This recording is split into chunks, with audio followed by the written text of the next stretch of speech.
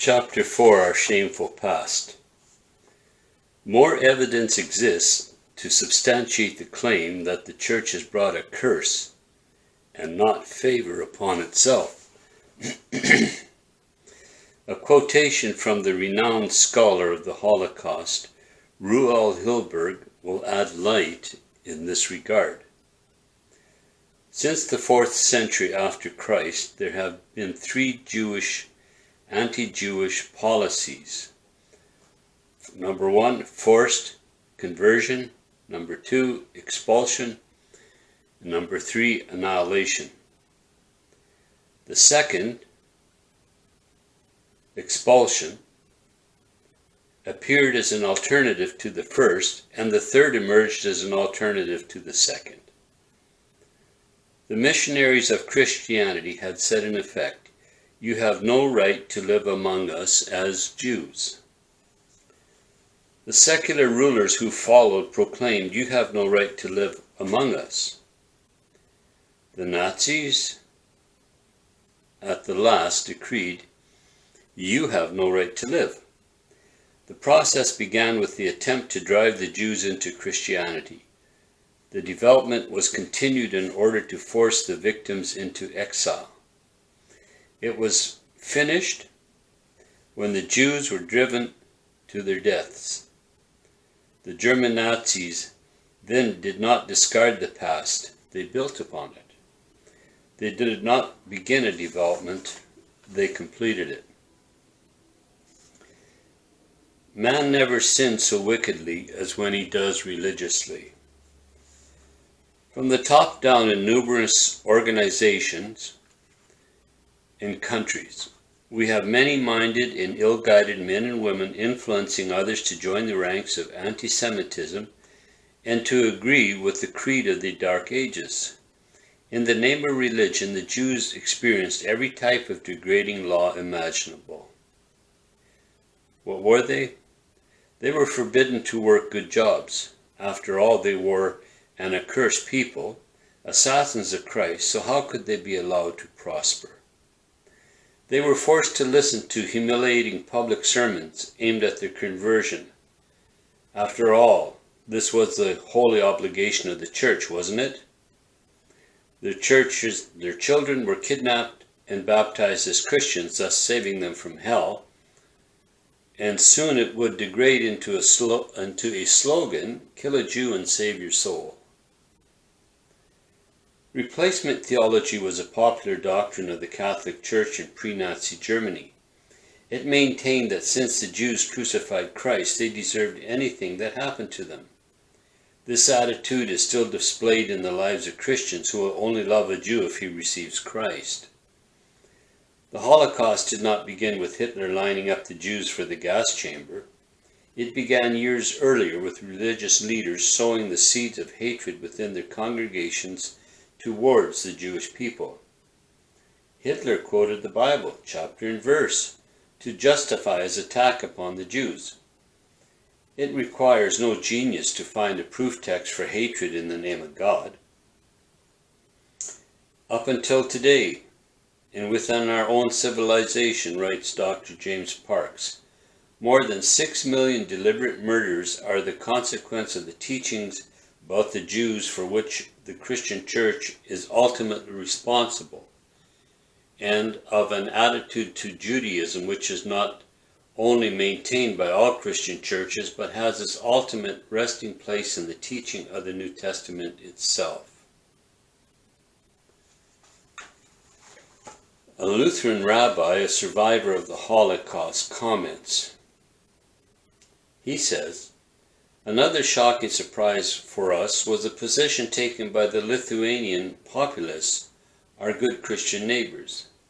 There was literally not one Gentile among the Christians of Slovakia who openly defended a Jew at the time when Slobodka's 10,000 Jews, with whom they had lived together all their lives, were threatened with the most horrible pogrom imaginable. Going from house to house, from apartment to apartment, murdering people by the most horrible deaths. Men, women, and children, old and young. They hacked off their heads, sawed people through like lumber, prolong the agony of their victims as long as possible.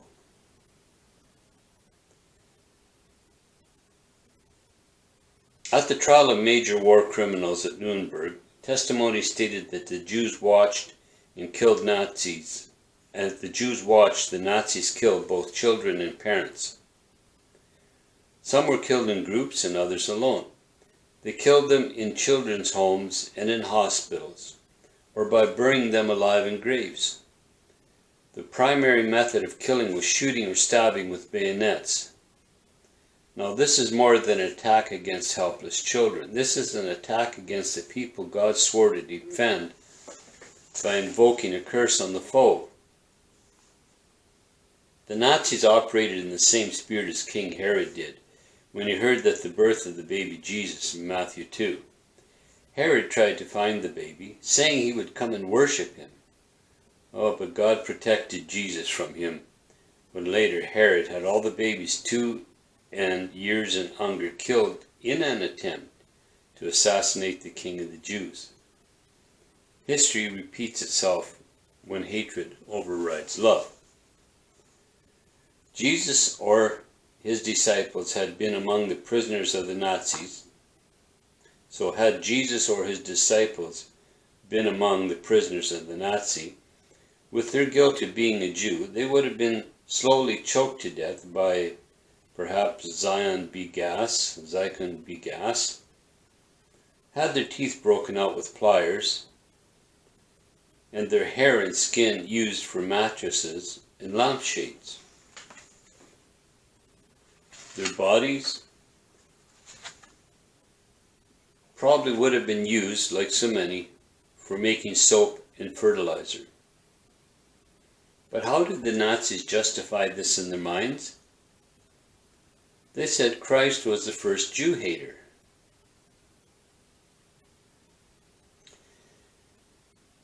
One cannot help but think of the words of Jesus in Matthew 6:23, and if the light that is in you is darkness, how great is that darkness? It is an evil thing to profess to be a Christian or follower of God and do such wicked and unchristlike things.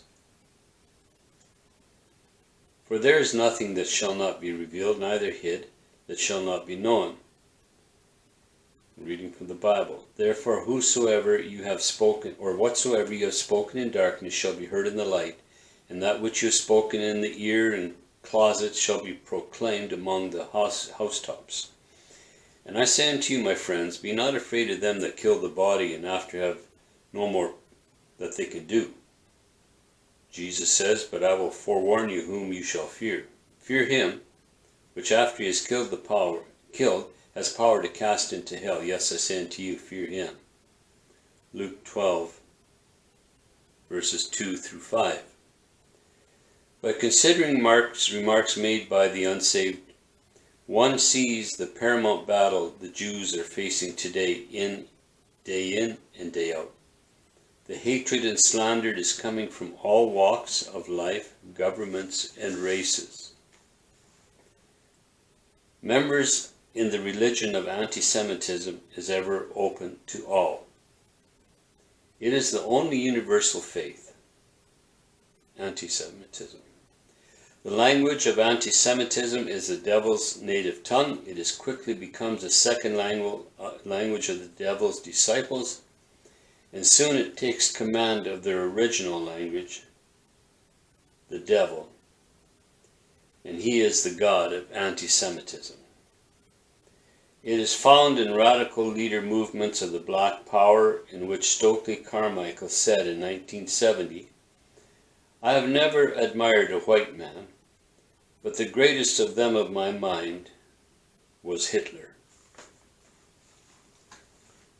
The founder of the racist nation of Islam said, the Jews don't like Farrakhan, so they call me Hitler.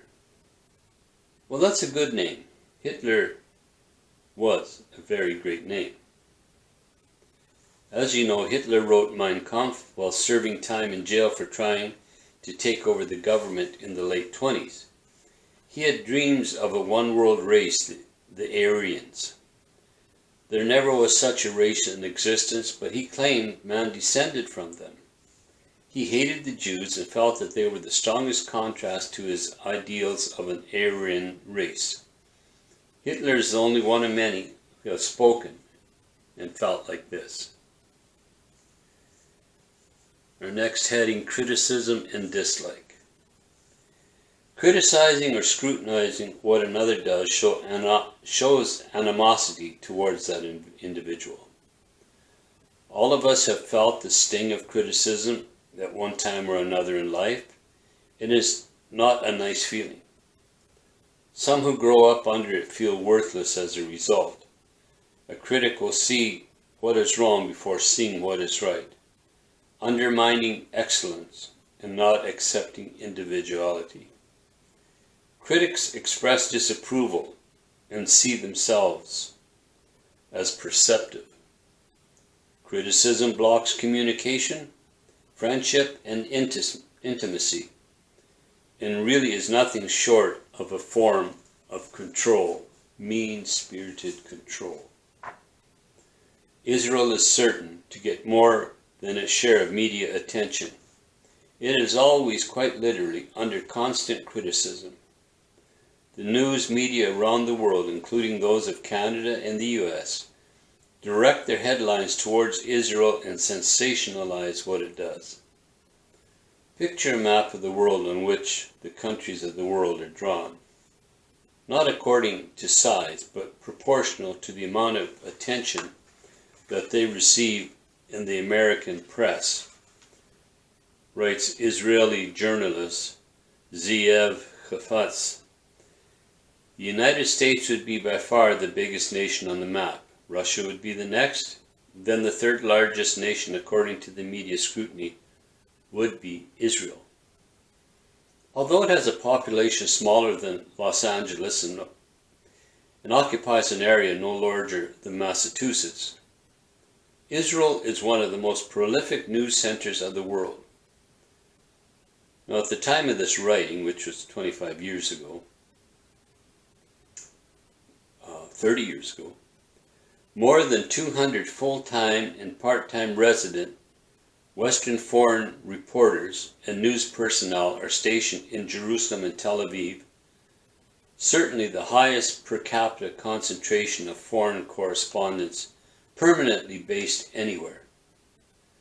Moreover, these numbers increase each year by as many as 2,500 visiting correspondents who came to Israel on an assignment for brief periods. Now, this book was written about 30 years ago, and this is 2021. Not only does Israel get far more coverage than any other nation of its size in the world, it also gets much more negative coverage, especially in the all-important Western press. The result is that the Israelis always seem to wear the black hats in the media, the negative portrayal of them. Thus they have been universally condemned even by former friends in the United States and around the world. As is usually the case, especially with the broadcast media, the problem is not so much what the cameras show as what they fail to show. And our last heading here before we close, the secret Gentiles are not told. The Jews strongly oppose the showing of the last temptation of Christ in their country. Why? Well, some of you don't even remember that film, but it came out many years ago. The Last Temptation of Christ. The Jews did not want to show that film in their country. Why? They did not want to offend the Christians. Can you imagine? This was another blasphemous film about Jesus and Mary.